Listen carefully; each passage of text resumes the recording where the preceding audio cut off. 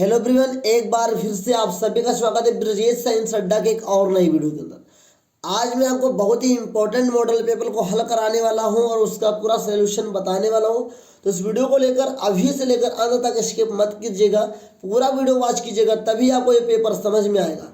देखिए, ये ऐसा सब्जेक्ट है सामाजिक विज्ञान की, अधिकतर बच्चे इसमें कन्फ्यूज रहते हैं, कैसे पढ़े क्या पढ़े कि पेपर में फंस जाए। तो चलिए इस वीडियो को शुरू करते हैं। लेकिन आपसे विनती है कि अगर चैनल पे पहली बार है तो चैनल को सब्सक्राइब कर लीजिए और बेल आइकन को जरूर प्रेस कीजिए, सबसे पहले मेरी वीडियो को देख लेते हैं। चलिए देखिए, ये प्रश्न पत्र क्या है साथियों, सेशन आपका है 2023-24 और बोर्ड एग्जाम आपका 2024 है। 2024 बोर्ड एग्जाम में जो आपको मैं ये प्रश्न पत्र कक्षा 10 के लिए कराने वाला हूँ साथियों, विषय होगा सामाजिक विज्ञान। ये बहुत ही इंपॉर्टेंट है साथियों। ये प्रश्न पत्र ऐसा प्रश्न पत्र होगा जिससे कि मैं आपको गारंटी के साथ कर सकता हूँ कि यही ही छपेगा और इससे ही प्रश्न आने वाले हैं। तो आप निश्चिंत रहें और तैयार हो जाइए अपने पेन कॉपी के संग साथियों। तो चलिए शुरू करते हैं आज की। देखिए, आप सभी को पता है कि सभी में निर्देश होते हैं। मैं आपको पहले कई वीडियो में बता चुका हूँ कि प्रारंभ के 15 मिनट आपको पढ़ना है पेपर को। ये प्रश्न पत्र क्या है, आ बा में विभाजित है। आगे 20 प्रश्न क्या बहुविकल्पी, इसको आपको ओएमआर शीट में करना होता है।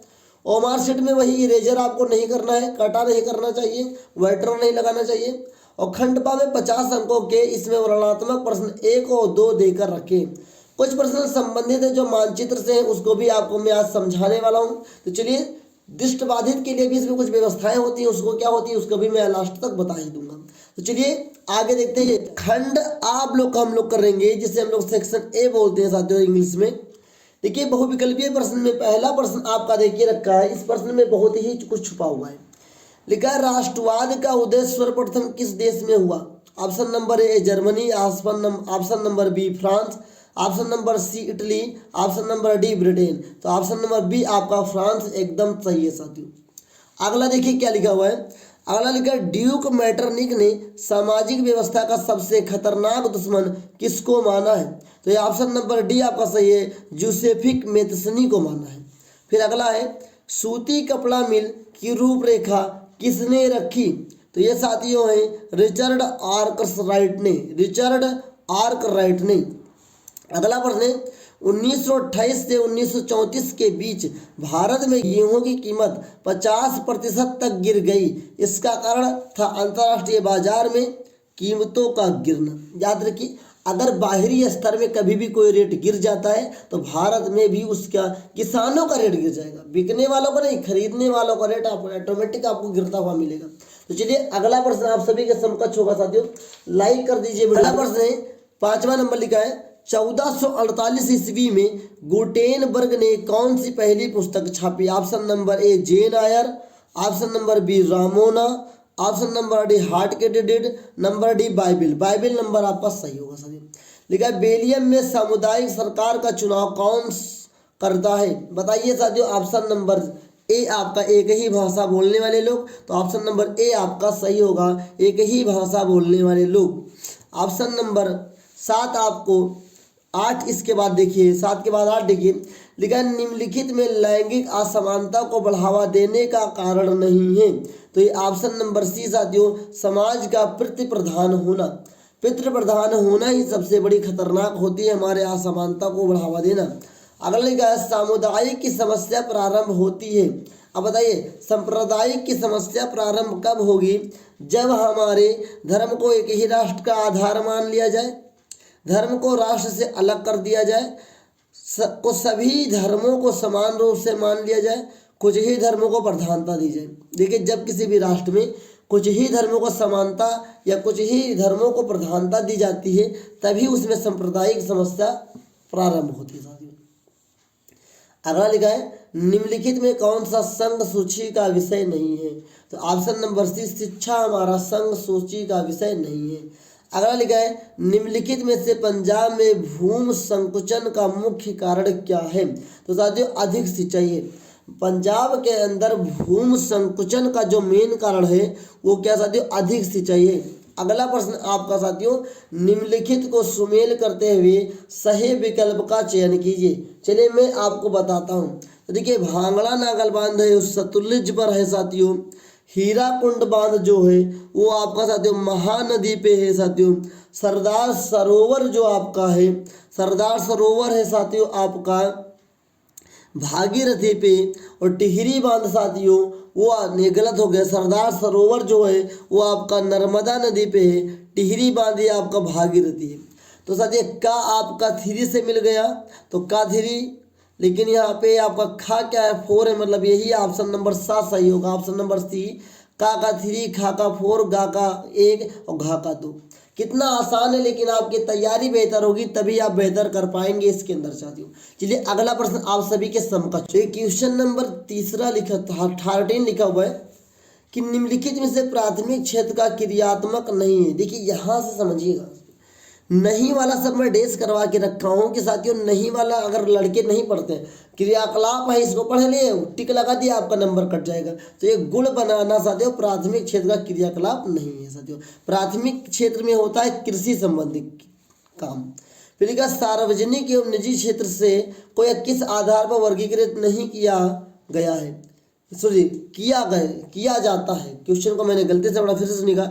सार्वजनिक एवं निजी क्षेत्र को किस आधार पर वर्गीकृत किया जाता है।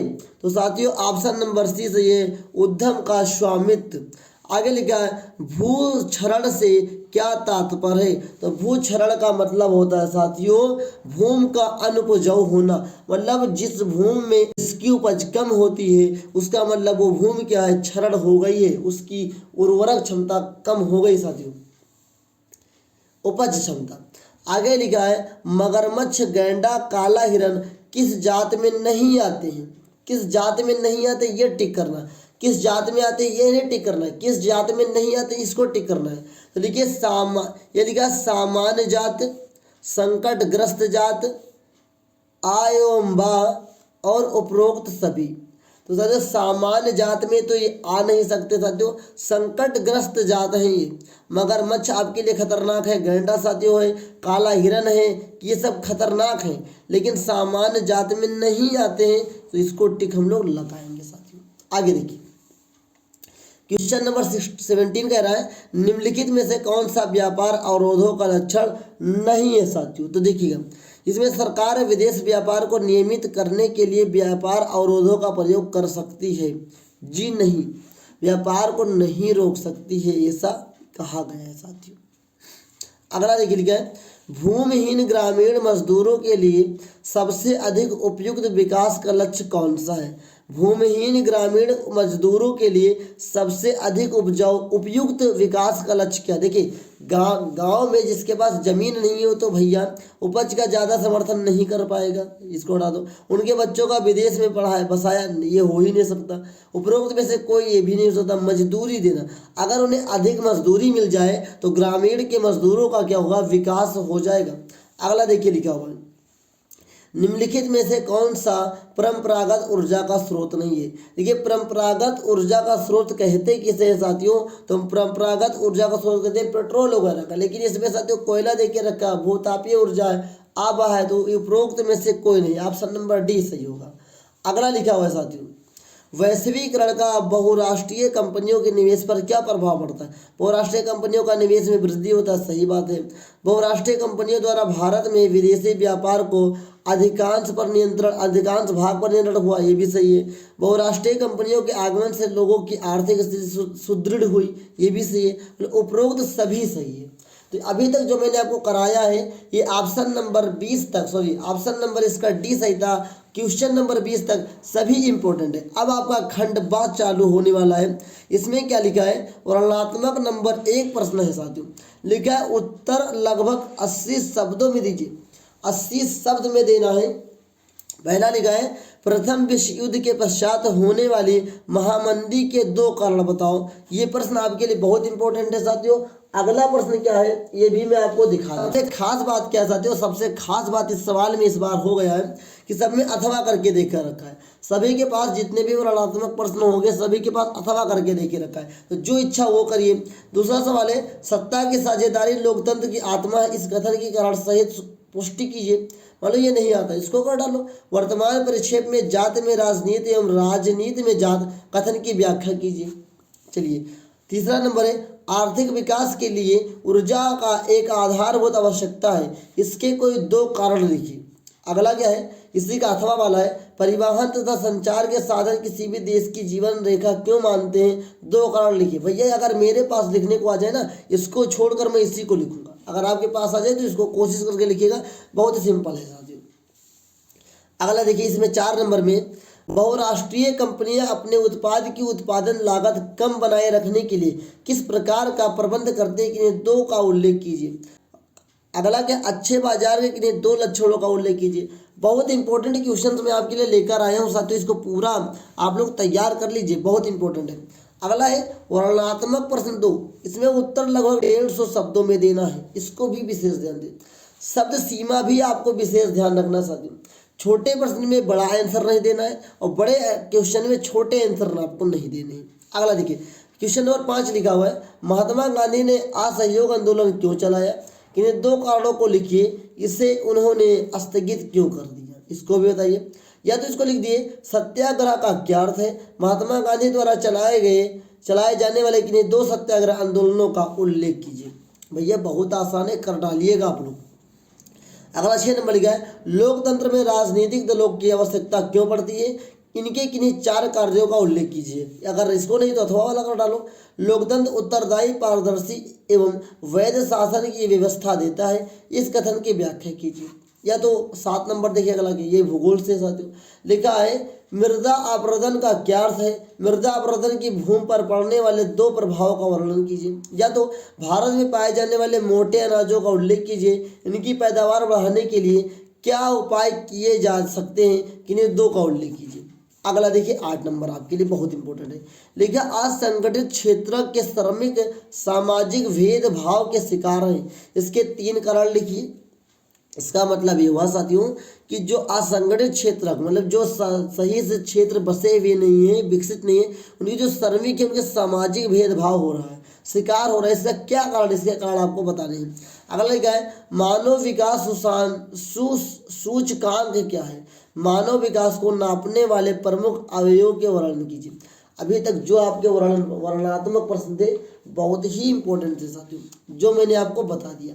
अब मैं जो आपको बताने वाला हूँ ये मानचित्र बताने वाला हूँ। देखिए बच्चे क्या गलती करते हैं मानचित्र में साथियों, एक 9 नंबर क्वेश्चन होता है, एक 10 नंबर साथियों होता है। अब समझिए 9 नंबर में 2 प्रकार से होता है, एक होता है दृष्टिबाधित के लिए। देखिए लिखा केवल दृष्टिबाधित, जिसके पास आँख नहीं हो, अगर वो पढ़ रहा है और अगर वो करना चाहता है ये आला ओमार वाला साथियों, तो उसके लिए ये होता है। देखिए समझिए, ये आला आपको OMR में करना नहीं होता है, ये आपको मानचित्र में करना होता है, इसको भी मैं आपको बता रहा हूँ। लेकिन वह नगर जहाँ जलियांवाला बाग हत्याकांड हुआ था, उसको आपको OMR में टिक करना है और उसको आपको गोला के संग भर देना, नाम सहित लिखना है साथियों। अब आप कहेंगे भैया इसको OMR में करके देखो, तो कमेंट में बताइएगा, इसके लिए मैं नेक्स्ट वीडियो आपको बना के दूंगा। केवल मैं आपको मैपिंग करा के दूंगा, केवल मैपिंग वाले सवाल आपको एक अलग वीडियो में करा के ही दूंगा साथियों। अगला लिखा है, वह स्थान जहाँ गांधी जी ने सर्वप्रथम नमक कानून तोड़ा। अगला, वह स्थान जहाँ नील की खेती करने वाले किसानों ने आंदोलन किया। फिर क्या है, वह स्थान जहाँ सूती मिल श्रमिकों ने सत्याग्रह किया। अगला, वह स्थान जहाँ दिसंबर 1920 में भारतीय राष्ट्रीय कांग्रेस का अधिवेशन हुआ। बहुत इंपॉर्टेंट क्वेश्चन है, पांचों के पांचों ये आपके पक्के छपने वाले हैं, बस आप तैयार कर लीजिएगा तभी आपके छपेंगे साथियों। अगला प्रश्न आप सभी के समकक्ष है साथियों। देखिए अगला लिखा है, निर्देश दिए गए भारत के मानचित्र को निम्नलिखित को दर्शाइए। अब जो भारत का मानचित्र है उसको दर्शाना है कैसे। देखिए पश्चिम बंगाल का एक राष्ट्रीय उद्यान, कोई ये चिन्ह बना दोगे, राष्ट्रीय उद्यान का हो जाएगा, आपको बना दीजिएगा। नर्मदा नदी पर बना बांध, कोई बांध का चिन्ह, ये चिन्ह आपको लगा देना है। महानदी चिन्ह द्वारा दर्शाइए, महानदी जहाँ पे वो चिन्ह द्वारा दर्शा दीजिए। अगला, झारखंड का एक कोयला क्षेत्र, इस भैया झारखंड का एक कोयला धनबाद, झारखंड का कोयला क्षेत्र एक धनबाद है, बहुत बड़ा कोयला क्षेत्र साथियों झारखंड का, उसे आप दर्शा दीजिएगा। अगला लिखा है, भारत के पूर्वी तट पर स्थित एक पतन त्रिभुज के द्वारा आपको नाम द्वारा सहित लिखिए, चिन्ह के नाम के द्वारा सहित। तो मैंने आपको जो समझाया है ना, इसको समझ लीजिए। ये आपके दृष्टिबाधितों के लिए, अधिकतर लोग दृष्टिबाधित इस वीडियो को नहीं देख रहे होंगे, तो इसलिए आपके लिए ये इंपॉर्टेंट है। अच्छे से तैयारी करके जाइए, आपके लिए बहुत ही इंपॉर्टेंट है। अगर आप 70 में 70 भी लाना चाहते हैं तो पेपर में ला सकते हैं, बस आपकी न्यू मजबूत होनी चाहिए, बेसिक मजबूत हो, आप थ्योरिकल मजबूत कर लीजिए, ऑब्जेक्टिकल भी मजबूत हो ही जाएगा साथियों।